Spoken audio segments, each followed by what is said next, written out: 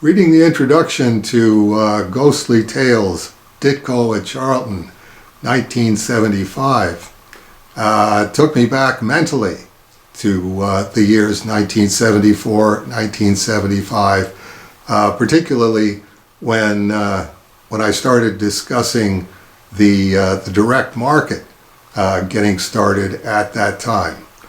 And I started thinking, okay, 1974 and 1975, where is that ringing a bell? And one of the places that rings a bell was Atlas Comics, starting at that time, which was Martin Goodman, who started Marvel Comics and then sold Marvel Comics and decided he wanted to come back to the comic book field and try again. Decided to do a Marvel Comics knockoff company called Atlas Comics, which was actually the original name of Marvel Comics back in the 1950s. And this caused a great deal of excitement in the comic book field.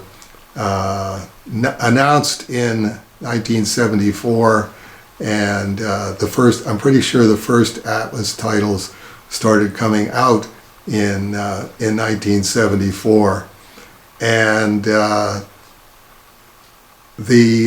interesting thing was that comic book stores were flourishing at the time, but weren't selling new comic books. They were just selling back issue comic books. But when Atlas Comics came along, it's the fans who were running the comic book stores, who used to, as we all did and as they still did, buy their new comics on newsstands. We're pretty sophisticated. We're adults now. We know where these come from.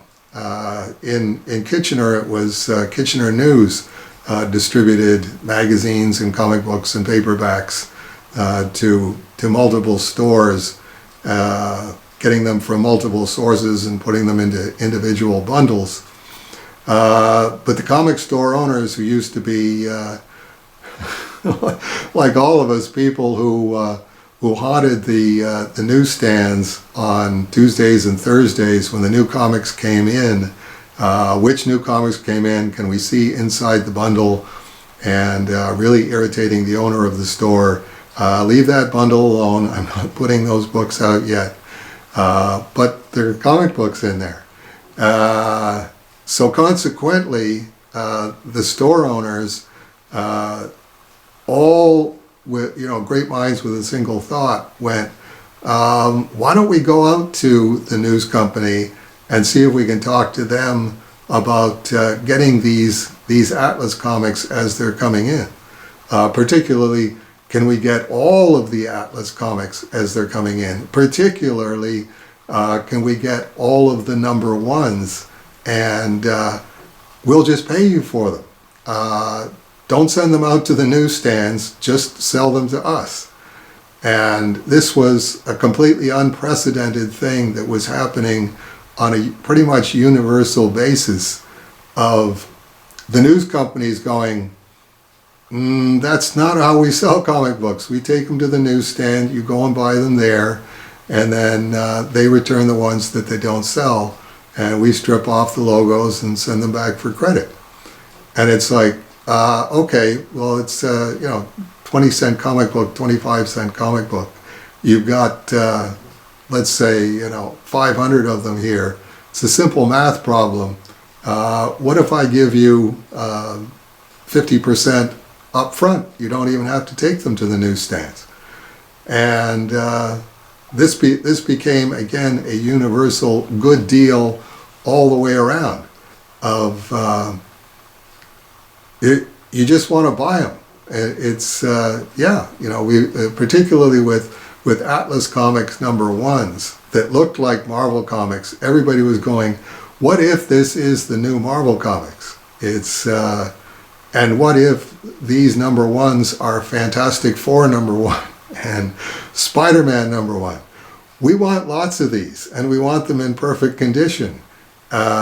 So let's see if we can work something out here where we can get these. Because, you know, a Fantastic Four #1 in 1974 was probably going for $75, $50, somewhere around there. And it's like, you know, now it's whatever, you know, 2.5 million, but it wasn't back then. But it was, you know, it was real money. So consequently, finding a way to get mint copies of each Atlas #1 as it came in, that was worth putting in time for the stores. And I remember Max Southall and me and Harry Kremer going over to Kitchener News to talk this over with them, and touring around Kitchener News, and particularly coming to the comic book section and going, wow, there they are. That's this month's comic books in quantity. We've never seen that before. Okay, that'll do it for the weekly update this week. We'll hope to see a bunch of you again next week, where we'll pick up the story of how the direct market started.